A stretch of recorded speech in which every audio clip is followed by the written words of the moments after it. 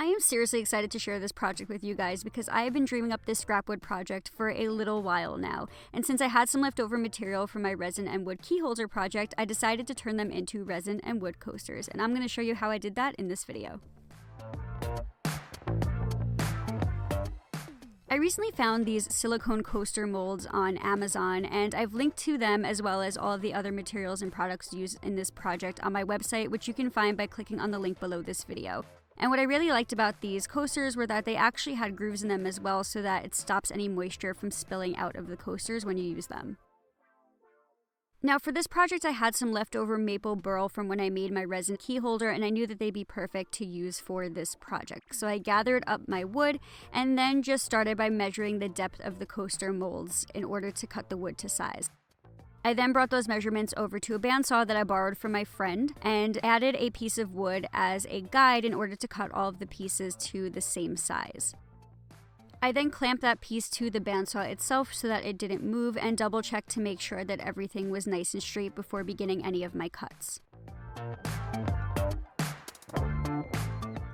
Now, one of the things I did to make my life easier later was I cut these burl pieces into slices that were slightly thicker than the depth of the molds. And the reason that I did this is because I'm going to have to clamp the molds down when pouring the resin. So I wanted there to be a little bit of surface area above where the resin is going to sit in order to pull the clamps off later.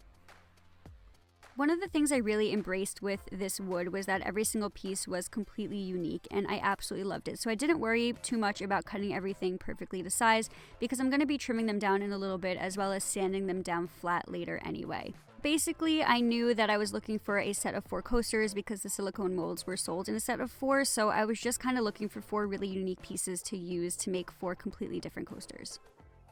Once my pieces were cut, I began rough fitting them into the molds, and I did this by just gently placing them inside of the coaster mold, marking where they needed to be trimmed, bringing that piece over to my miter saw, and then placing them back inside of the coaster mold when I was done. I then just continued those same exact steps for the rest of the coaster molds. I had a little offcut that I thought was adorable, so I decided to just trim it up on my bandsaw and then fit it into one of the coasters just to see what it would look like. I honestly wasn't sure how it would look or work out in the end, but that's kind of the point of experimenting, and spoiler alert, it turned out pretty cool. Once I was happy with the layout of my coasters, it was time to pour some resin.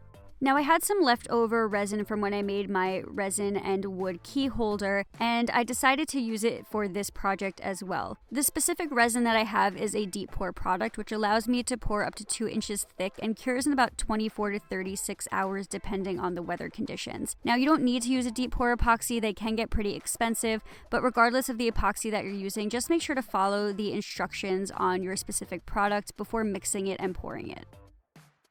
After mixing my epoxy, I decided to add some color by dropping in some alcohol ink, and I found this product on Amazon as well, which I've linked on my website. Again, you can find that link below this video, and I just mixed it on up into the resin and added as much as I wanted until I got a color I was happy with.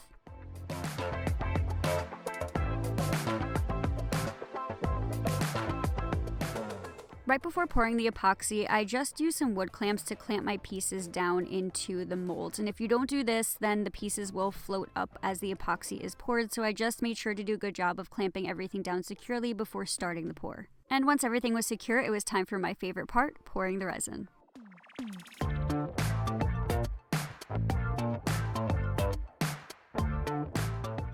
So it was right around here during the pouring process that I noticed a couple of things I forgot to do to prep for this pour. First being that I forgot to clean out or vacuum the molds prior to pouring, so I immediately saw some dust particles floating in the resin that were driving me nuts.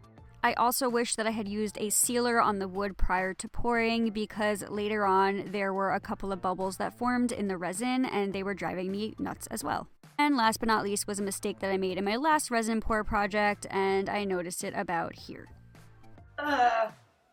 So if I didn't remember my lesson last time, forgot to put like a little bead around the clamp so that it didn't get stuck in the resin, but all good. In a couple hours I can remove the clamp and all will be well, and I can sand it flat later. But looks good. Let's get these little bubbles out. After accepting clamp defeat, I brought my torch on over to the molds and just ran the heat above the resin in order to help any of the bubbles that were forming pop. I then started obsessing about all the little dust particles in the resin and tried to pick them out. Black resin only for the rest of my life. oh my god, I need to walk away from this, or it's never going to cure, and I'm going to go crazy. I finally accepted the consequences of my actions and then called it a night before dealing with a future me problem and having to pull the clamps off at 2 in the morning. It is 2 a.m. on a work night. I have work at 7 in the morning.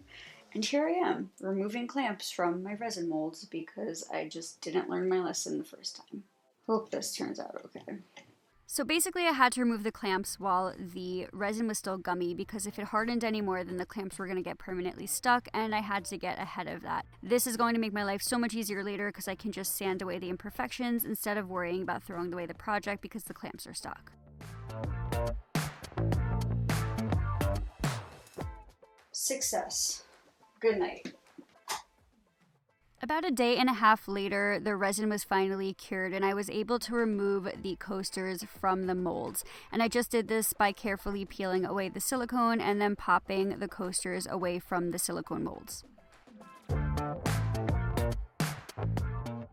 One thing I did notice was that because the pieces of wood were clamped down to the workspace, the resin didn't penetrate all the way to the bottom of the wood. But no big deal because the next step in this process is going to be a hell of a lot of sanding, and that is going to be part of what I do on both sides of the coaster.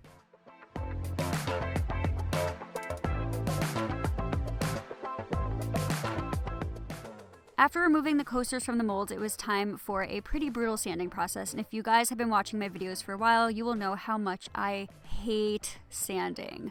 But basically, because I cut the wood pieces to be thicker than the mold itself, I had to start with 80 grit sandpaper and sand down the back of the wood to be flush with the coaster, and then continue to sand them all the way to 320 grit using my orbital sander and some pretty sweet dance moves.